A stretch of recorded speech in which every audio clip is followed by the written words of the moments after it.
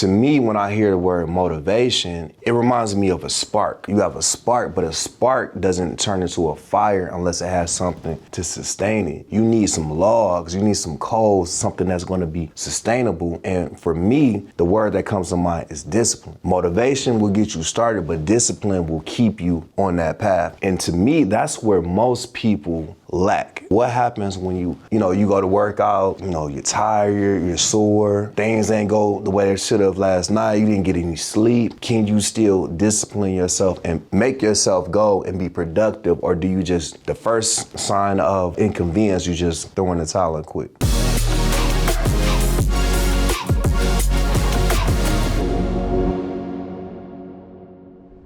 What's up, everybody? Welcome to another episode of the Today for Tomorrow podcast. I know a lot of y'all out there probably know people like Les Brown, probably heard people like Zig Ziglar, probably Eric Thomas, Tony Robbins, all these super motivational, inspiring, inspirational people on the planet, and they have some really unique gifts. And it's really amazing to listen to these people and be, inspired by the things that they do. But the one thing that I want to talk about today is the issue with the motivational personal development, self-help industry as a whole. I think the thing that people aren't really thinking about, or the thing that people don't really take into consideration, is that if you've been listening to ET for the last 10 years and your life don't look no different, then how useful was it? Are you watching it for entertainment? Or did it actually cause you to do anything? See what I'm saying? Yeah. And so I think that's probably the biggest problem with the whole self-help industry. It's like you can listen to the speech all day and he'll tell you, like, get up, go to work, wake up early in the morning, get your routine together. Mm-hmm. But it's like, okay, I'm inspired, I'm motivated.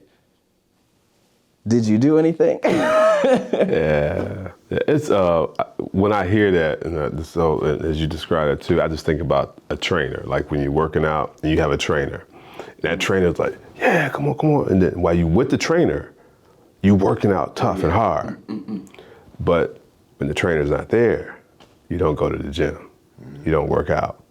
If you don't have, it's almost like you put your dependency on this trainer to be with you all the time in order for you to move forward. You can't grasp the workout routine from the trainer and then go and do it so you can grow and get stronger. And so it's like that disconnect, and that's what, when you say that, it's like, hey, self-help, yeah. And then you fire, and then all of a sudden it's like, you just drop it. Yeah. And I think what we're really saying is, we're talking about motivational speakers, right?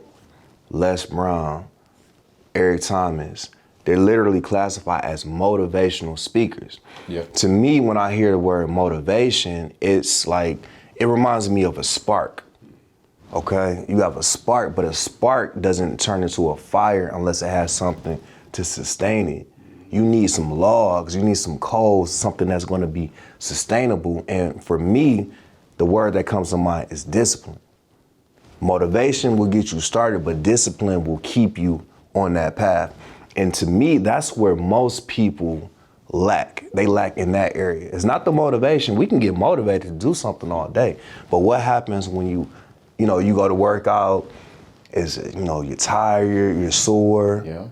Things ain't go the way they should have last night, you didn't get any sleep. Can you still discipline yourself and make yourself go and be productive? Or do you just, the first sign of inconvenience, you just throw in the towel and quit?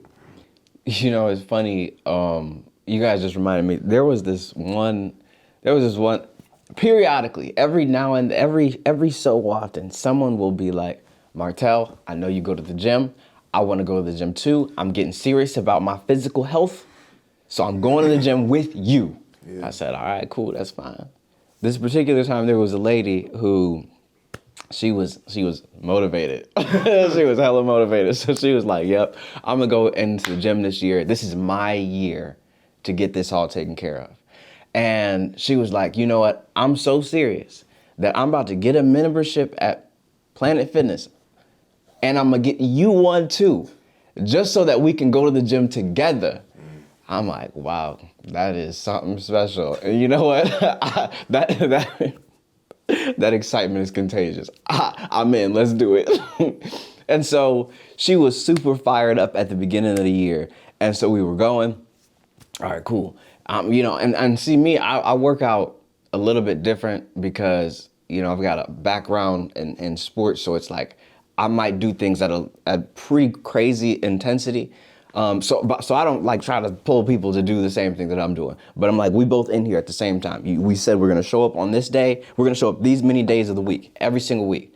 And so I'm like, I'm committed to it. You said that this is what you want to do. You've called me up. You even got the membership. So you serious. I'm going to show up, period. That's just how it's going to be. I show up. We got the first week. Oh, she feeling inspired. She's like, oh man, that was a tough week. I'm feeling a little sore. Let's get at it next week. Next week. She misses a day. Okay, cool. It's all right. No worries. No worries at all. I do mention, hey, just so you know, that if we do this for a month and then you don't do anything for 2 months, the first month don't mean nothing. Mm-hmm. And so I'm like, I just let her know. I'm like, oh, I'm going to be here. I'm going to be here. We go to the next week. Okay, she misses another day. And it's like as we were continuing on, her motivation continued to die out every single week. Mm-hmm. And then we got to the point where I'm like, I'm the only one at the gym. I haven't seen you in a long time. Yeah. When you gonna show up? You know what's, I haven't talked about this in a while, but what I'm hearing is process versus product, right? Mm-hmm.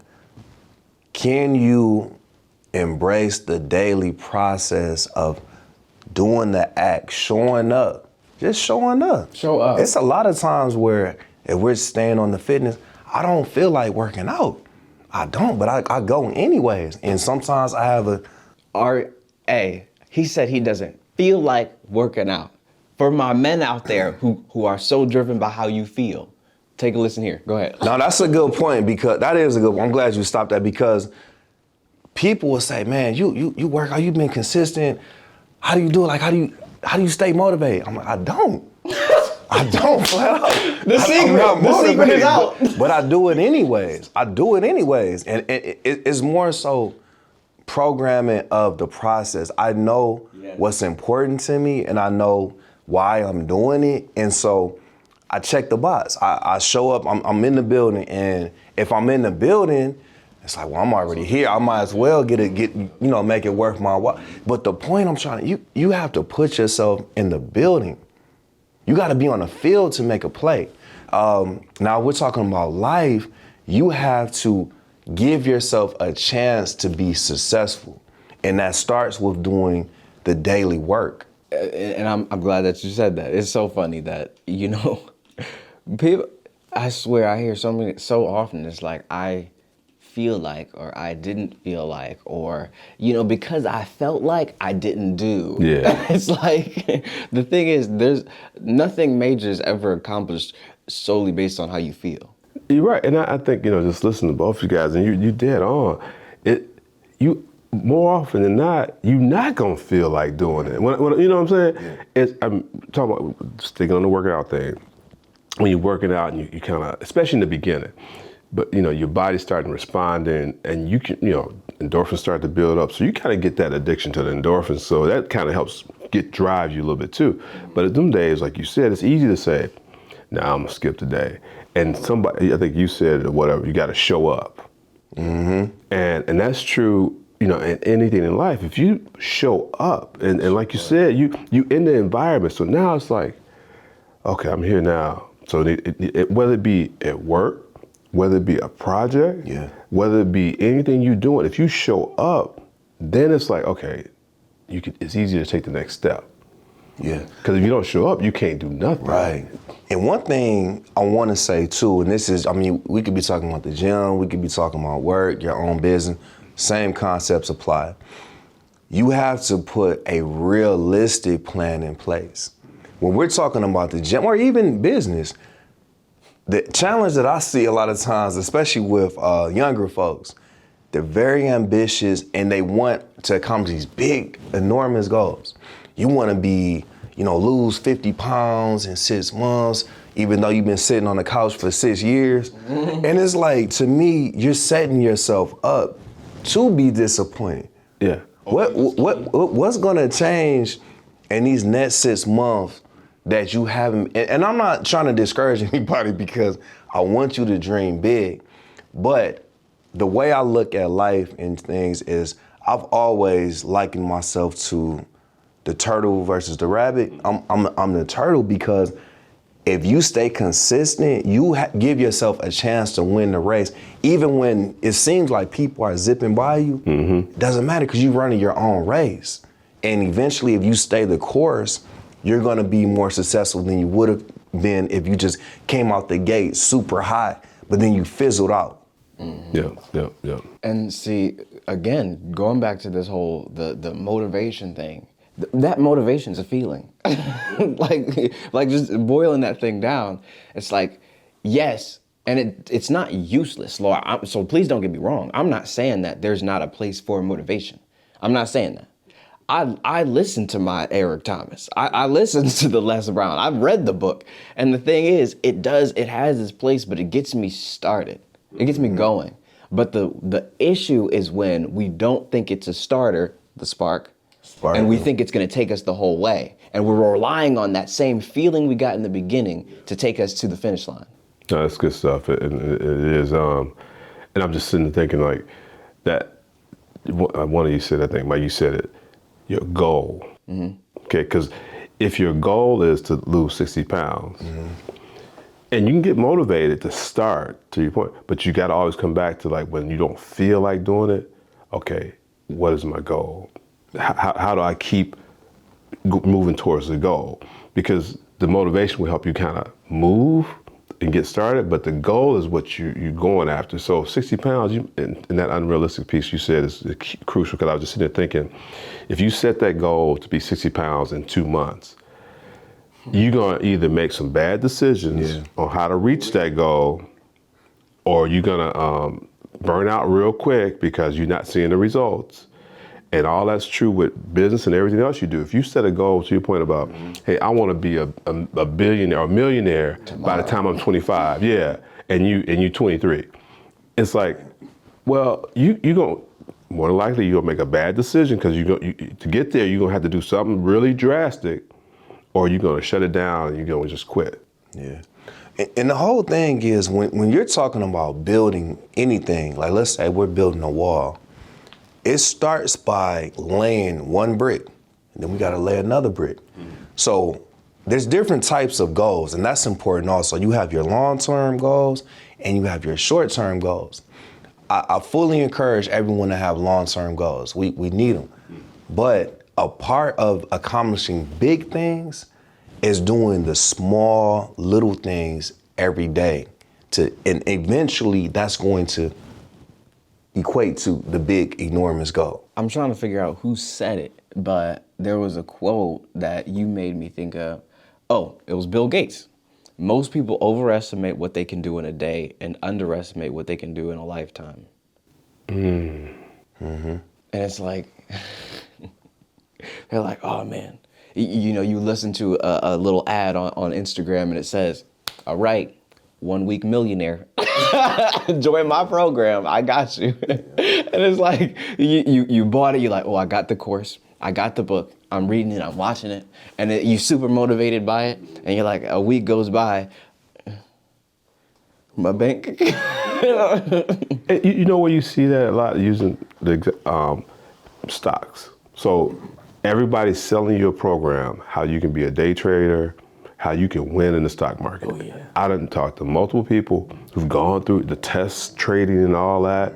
They got their formula, they ready, they gonna make $300 a day in the market. Then it's gonna grow to $500 a day.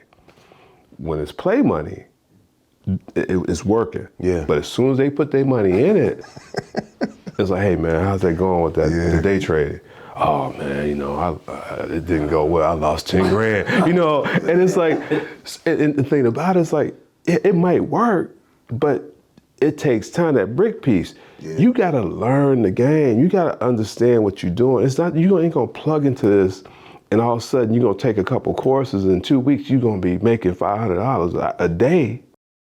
You know what I'm saying? And you have to study a lot of variables, right? When I was coming up, and I still do it to this day, when people talk, I love to listen to people. But one thing I do is I read body language. I read the things they're not saying, and I watch. And if someone is talking to me about, stocks or investments, real estate, cool, tell me more. Couple months later, let's talk about, hey, well, how's everything?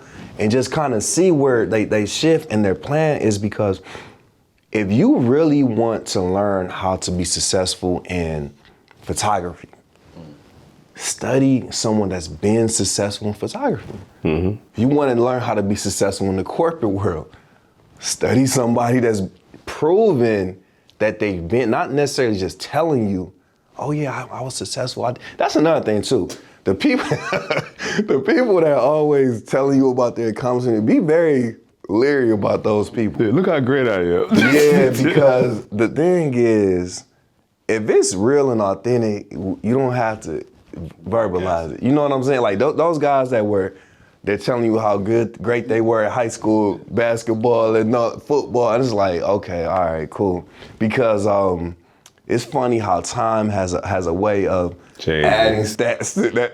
Oh yeah, I know people who they were like, they should be in the High School Hall of Fame based on what they tell you how they play. Yeah, so basically what I'm saying is use your discernment, pay attention, and really just watch who's doing some things that you want to accomplish. And if they've proven that they have a skill set in that arena, by all means, sit with them, study how to eat. You don't have to have a formal mentorship. That's another thing too. A lot of, people say, oh, I need a mentor. You can go to YouTube University. It's a million mentors on there giving free information. Yeah. And you're gonna have to sift through some nonsense to find it, but there's a lot of good information from people that aren't officially your mentors. Yeah. And again, on the point that you already made, it's like, say you find that person, or say you figured it out and you figured out what you want to do and how you've made your plan for it. If you don't get that daily process in order, if you don't sustain it, if you don't figure out your system for sustaining your own internal motivation, then it's gonna fail. You're gonna get to that point where you're just like, well, don't feel like doing it today, and you won't. And then that one day will turn into a few days, then a few weeks, and then a few months, and then then one day you're gonna wake up and realize you had a dream at one point. Yeah. Mm-hmm. And when in doing that, really, you let life control you. At that point, really, you've given up control of your life. Mm-hmm. You letting circumstances and what comes into your life control what you do. Yeah. Really, I mean, and that's in everything. If you don't have a purpose and goal in mind, you really just waiting for things to come your way and you react. Yeah, and that's an important part of what you guys are saying. At some point, you have to shift from listening to motivational speeches and all, and you have to put action in place. Mm-hmm. We cannot stress that enough, because we're in a world of quick information. Anybody can Google anything. Mm-hmm. But you have to go from information phase into action phase, because until you're actually getting live reps, you're not going to be able to develop the intangible skill set that you're gonna need to be successful. And you don't know what you don't know a lot of times. You won't know. You can do all the motivation and planning, and until you actually go out and do real things, you're gonna have blind spots. Yeah. You're definitely gonna have blind spots. I've heard it said overly researching, overly planning, and overly thinking about something is just another form of procrastination. Yes. You ain't done nothing. Yep. I was talking yesterday at a meeting, and someone had brought up a point about fake gurus or gurus on the internet and everything, and how some of them don't actually know what they're talking about because they didn't do it. Mm-hmm. Proverbs talks about this all the time. I remember when I was reading throughout Proverbs, there was the use of the word knowledge and wisdom always interested me, because at first I didn't really think of those two things as different. I had to actually break those down, understand the definition of why they placed them in the same sentence. Because I'm like, wait, don't you have knowledge if you have wisdom? But that's not the case. The wisdom comes with experience. You have to have done something. And you have to learn from your experiences. You know what I'm saying? Because some people don't learn from their experiences. Yeah. Yeah. They keep stubbing their toe on the same thing. And so you like, don't you get it? You know, so that wisdom, first wisdom comes from God for sure, but intellect comes from books and learning. When you talk about fake gurus, they might have intellect. They might have theorized, and they can tell you, spit out all that stuff in the history, but they never really can apply it because, to your point, they never done it. And wisdom comes from time too. You got to spend time in your craft. I'm gonna stump you on that one, Mike. You got a lot of people that's old as dirt. I'm not saying just because you're old doesn't mean you're wise. I'm saying is if you spend time doing there you go. a subject matter, you know, they have that rule, like the 10,000 hour rule. No, I'm with you now. I'm with you. You back with me? Okay, cool. I got you back on my. So basically, it's like when you're starting something, you have to be willing to spend enough time mastering that subject before you can call yourself a subject matter expert. And that's the part where we see a lot in today's age where, you know, the fake gurus that what you just said, where they're learning something and then they're trying to teach it at the same time. But they're at level 3, it sounds good, they don't know what happens at level 10 because they haven't even experienced it yet.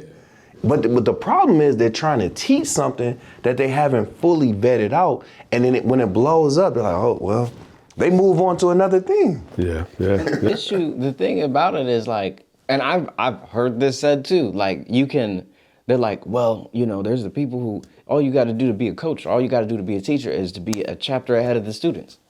And it's like, okay, that's as long as you only teaching on that chapter. Like you were just saying, don't you dare speak on 10 steps, level 10. If you only on level 3. And somebody's gonna ask you a question. You in chapter 3. Somebody's gonna ask a question that applies to chapter 10, and you're not gonna be able to answer it. No, don't play. Don't play. Yeah. And going back to the point we were making earlier about, you know, people overanalyzing, spending too much time just brainstorming. It's another form of procrastination. So I want to really, because the point was said, but I don't want, and we kind of like float into other points. I want us to, you know, spend a little time on that because I see that a lot. You know, people, they have all these spreadsheets and they can tell you why this should work because of the projections and probabilities, but they haven't done anything. Show me your evidence. Show me how it worked out. Where's your bank account? How we look? They can't say, oh, well, I haven't actually done it. So 2 words, think, do. And I think, I know all 3 of us have done different things as far as I would say launch things. And I don't know about you, but I know like with God leading Cheer and I to start the ministry, Freedom in Christ Ministry, you know, a lot of people, you know, and we learn as we go, you know, hey, it's a whole, you know, setting up the 501c3, all this other stuff, getting stuff in order. And it's just interesting, and I always listen to folks, so they come along, hey, what you need to do is this, this, and this. And these are people in ministry doing things, but they never built nothing. You know what I'm saying? So they telling you, well, if you do this, this, and I'm like, and I'm listening, okay, well, you know, and I ask questions, so, well, okay, well, when did you do this? You know, and it's like, well, no, I never done it. But this is what you should do. This is what you should do. And I know that you two get the same thing and what you've started and so forth too as well. Yeah. Oh, yeah. And I think that's what we're talking about. It's like people want to come and they want to advise and tell you, and they want to, on something they never did. They never got to step 10, but they want to tell you how to get to step 10. And they expect you to listen to them. Yeah. A big part of like the schooling system that we have in place, the way it was when we were coming up. I think it's shifting now, but the reason why I chose the business school that I chose is because the professors they were teaching business, but they were actually in the field of business they were teaching. Gotcha. And that weighed so heavy on somebody like me because all throughout high school, I was looking at how are you teaching me business or entrepreneurship, but you've never, that never made sense to me. Doesn't. How can somebody teach entrepreneur? Because what I found is that thick business plan that they said is a requirement. That wasn't, you only need that once you get to a certain stage and you're looking for financing and funding. But a lot of people spend so much time on the formalities that they never actually got far enough to even utilize it. Or even get started. Yeah, or even get started. You've been taking your whole life working on the life plan. You ain't never did that. Oh yeah, I mean, and Martell, I mean, I tell people your story all the time. And both of you guys I talk about. But the thing is, like, hey, how the whole evolution started, and then how your plan changed and morphed into something else.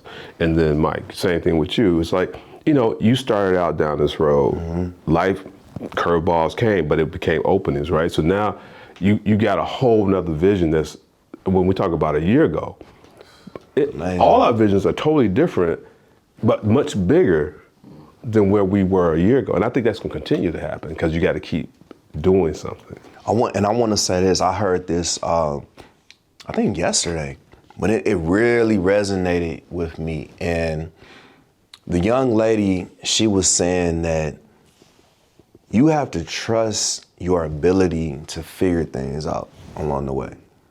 And that's where a lot of people go wrong. And us being spiritually led, we know that that's God pointing us, but you have to trust that the answers are gonna come at the right time.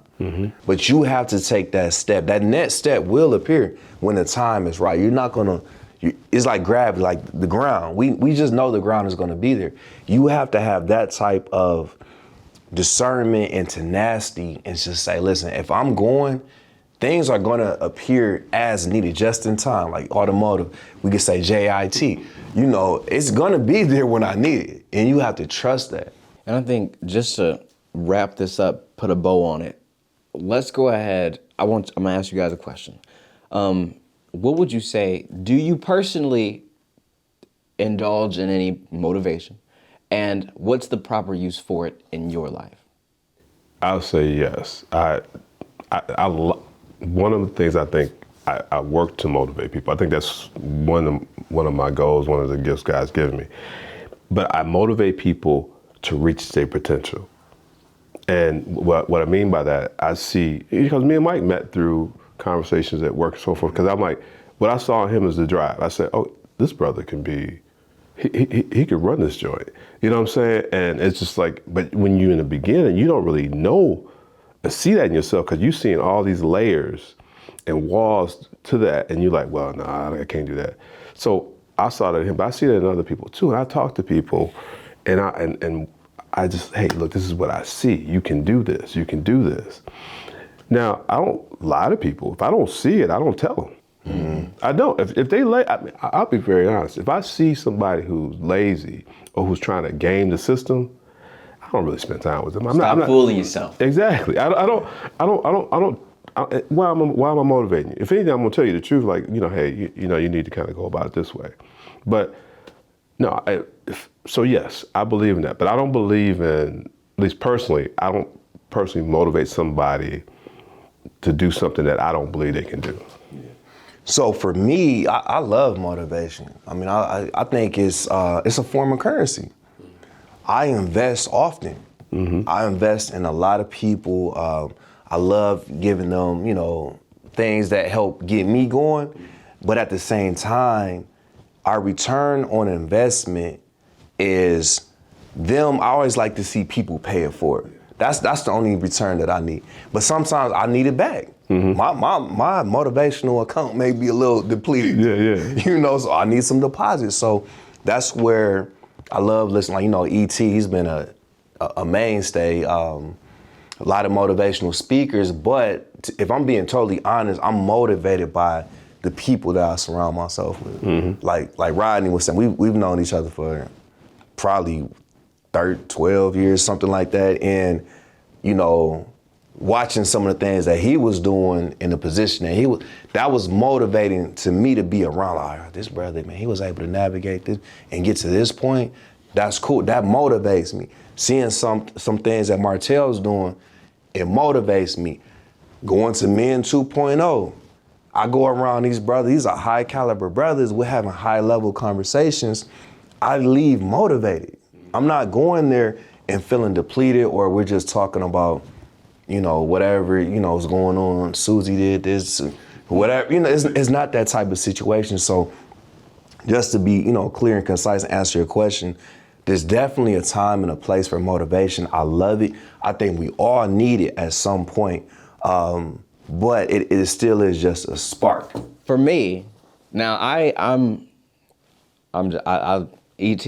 I'm on the YouTube channel. Like I'm on his YouTube channel. And see, I'm not the type of person who listens to like super hype music when I'm in the gym. I know a lot of people, put down their beats and they put music is super loud so they can For me, I don't really do that because that doesn't really get me to do anything. But what I have figured out, like what does actually help is maybe I'll listen to like one video from ET, and it inspires me in that moment to keep doing the thing that I'm doing. So it's almost like, how people drink coffee to get some energy. I might listen to a video from ET, and then it'll just get me just enough of, cut all that out, cut all them excuses. You're not that tired, just get it done. And it'll make me refocus and reframe my mind to just keep moving forward. Mm-hmm. And I think that's what motivation is for. Yeah. It's not supposed to be the fuel in your tank to just keep you going the whole time. No. There is a time for it, and it's to get you going. Yeah. And so I do want to go ahead and touch back on what you were saying, though, because I think it is really important to understand that, like, yes, you have the motivation, you get it, you can get it from, Eric Thomas, Les Brown, Tony Robbins, all these other people, but it also, there's a different form of it with the people around you. Yeah. I see what you're doing, and I'm inspired by it, so I'm going to keep going. And I think that way, that is a way more sustainable fuel system because the thing is, it's consistent. If the people around you are always growing, then all you can do is see what they're doing. They're just always around you, and you're talking to them, and you know exactly what's going on. So if you're not moving, now things are looking weird on you. Yeah, I think at some point I'm thinking about the gym where we started with that. That's exactly what you see in the gym. Yeah. But it's important that you have the right people around you to motivate you to do the things that you need to do to accomplish your goals. Because if you have the wrong people around you, you can get motivated to do the wrong thing. It really is power and proximity. If you want to be in bigger, better places, you have to put yourself around the people that are in those places. Because it's a lot of low-level conversations to be had, low-level motivation, and that power and proximity thing is strong. I know, Martell, we got to close out, but that's burned in my head now. Yeah. Power and proximity. Maybe that's another episode. Yeah. But I think just to wrap this whole thing up, one thing, the strongest form of motivation is that internal motivation. If you can get yourself up, then you can do every single day what you need to do. Yeah. So, but if you're relying on some external source, like, all right, Mike, tell me something good today so I can get going. Yeah. Then Mike is a great dude, but he got his own stuff to do. He got to then get himself motivated, then get you motivated so that you can move. So if you're relying on somebody else or some video or some YouTube channel or this podcast to get you going, to make sure that you consistently stay going, I'm here to tell you, things might be a little shaky for you on that road to success. Look, we're going to keep putting out episodes, but I promise you, when you can get yourself up, when you can get yourself up, you're unstoppable. Mm-hmm. True that. Last thing I want to mention, you brought up a really awesome group that I think a lot of people can benefit from. Could you go into that a little bit more? So the Men 2.0 is we have a meeting every second Saturday of every month. It's sponsored by Freedom in Christ Ministry, And it's just a group of solid brothers, man. I can't describe it any other way.